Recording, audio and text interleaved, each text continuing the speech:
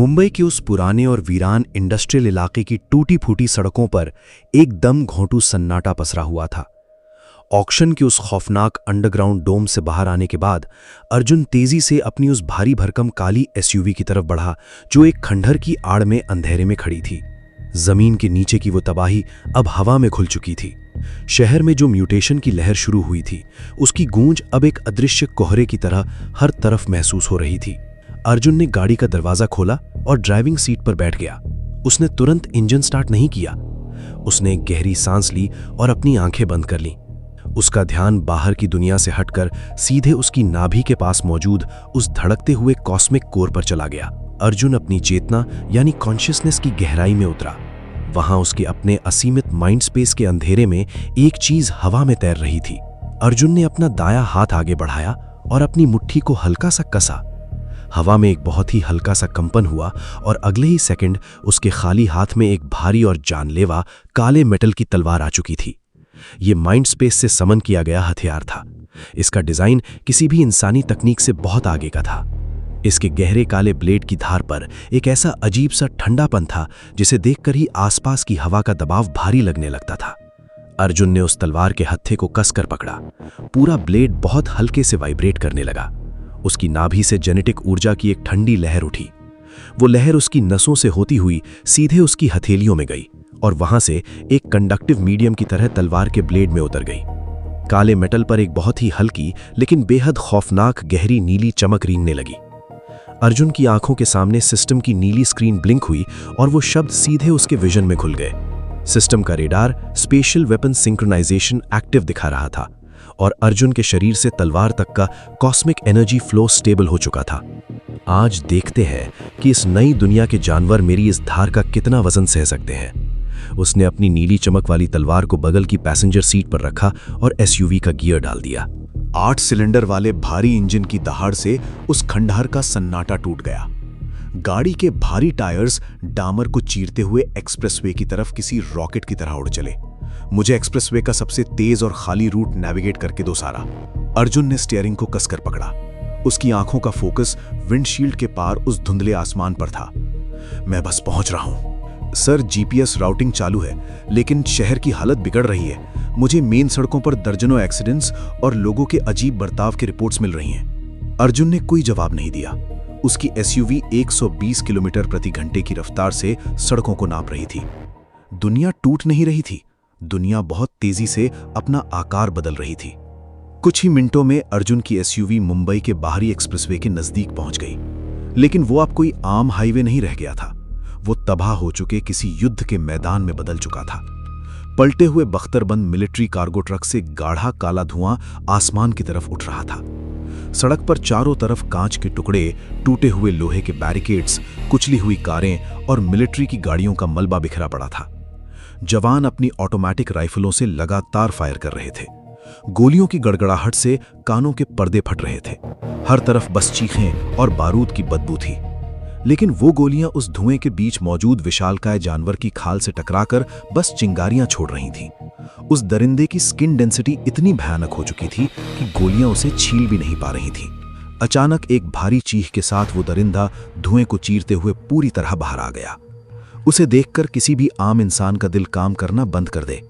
उसकी हड्डियां किसी भयंकर जेनेटिक म्यूटेशन के कारण उसकी खाल को फाड़कर बाहर निकली हुई थीं, जो उसकी पीठ और कंधों पर किसी प्राकृतिक आर्मर की तरह लग रही थी। उसके जबड़े से गाढ़ा और काला लार डामर पर टपक रहा था, जहां गिरते ही डामर किसी तेजाब की तरह जलने लगता था।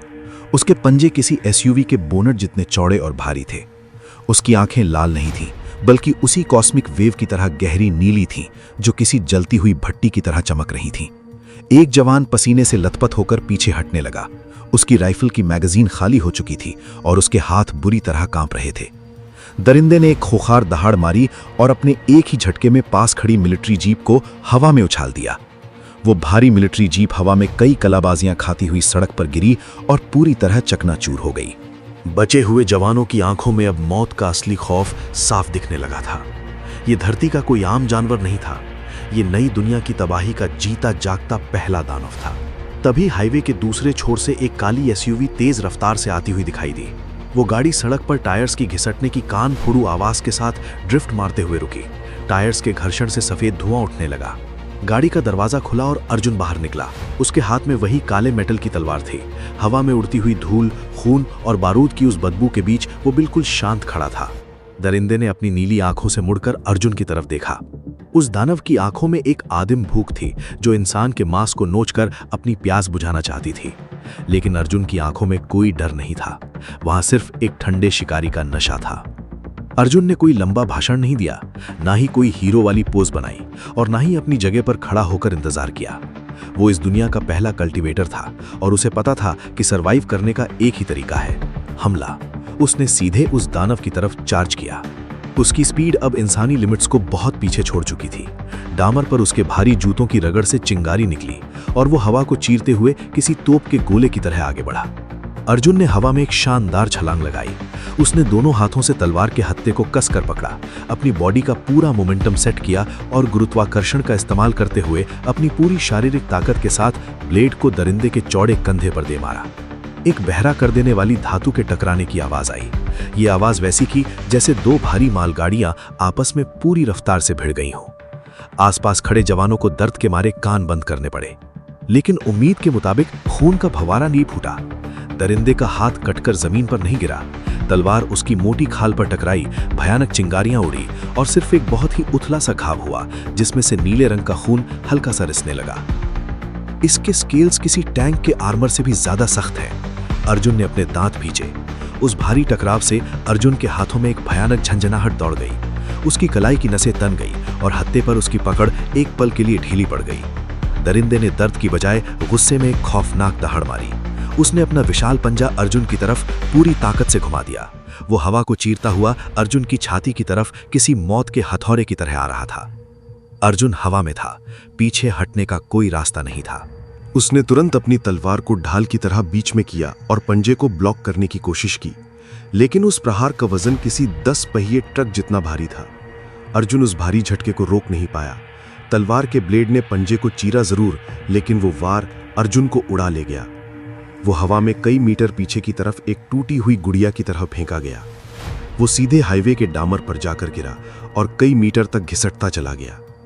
उसके इम्पैक्ट से सड़क का वो हिस्सा टूट गया और धूल का एक बड़ा गुबार आसमान में उठ गया। सन्नाटा छा गया।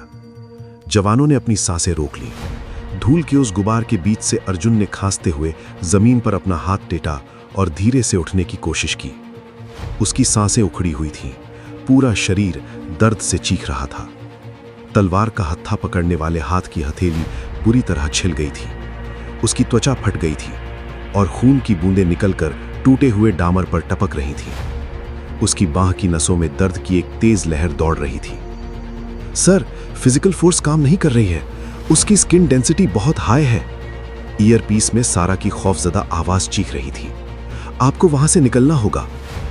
अर्जुन ने जमीन पर घुटने के बल बैठते हुए अपनी तलवार को पलट कर देखा। काले मेटल की उस मजबूत ब्लेड पर एक नॉर्मल सा स्क्रैच आ गया था। उस दानव की खाल सिर्फ साधारण शारीरिक ताकत से नहीं कटने वाली थी। उसने गहरी सांस ली। शरीर का दर्द उसे कमजोर नहीं कर रहा था, बल्कि उसके दिमाग को और भी तेज कर रहा था। उसने अपने कांपते हुए हाथ की मुट्ठी को और कसकर तलवार के हत्थे पर जमा लिया। उसकी हथेली का गाढ़ा खून मेटल पर लगकर चमक रहा था। सिर्फ शारीरिक ताकत से काम नहीं चलेगा।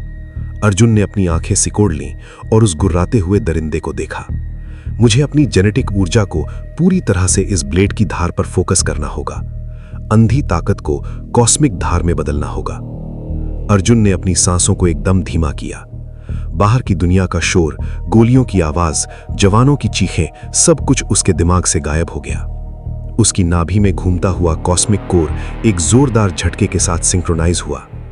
एक बहुत भारी और गर्म जेनेटिक ऊर्जा की पल्स उठी। वो पल्स उसकी पसलियों और नसों को चीरते हुए सीधे उसके हाथों से होकर तलवार के ब्लेड में उतर गई। काले मेटल के ब्लेड के किनारों पर एक गहरी नीली चमक फिर से उभरी, लेकिन इस बार वो चमक शांत नहीं थी। वो किसी भूखे जानवर की तरह भड़क रही थी। सिस्टम का विजन उसकी आंखों में फ्लैश हुआ। जहां कॉस्मिक फीड ओवरराइड का अलर्ट उस नीली ऊर्जा के ओवरफ्लो को कंफर्म कर रहा था। धार वही थी, लेकिन वजन बदल गया था। ऐसा लग रहा था जैसे उस निर्जीव ब्लेड के भीतर कोई और जिंदा नस जाग गई हो।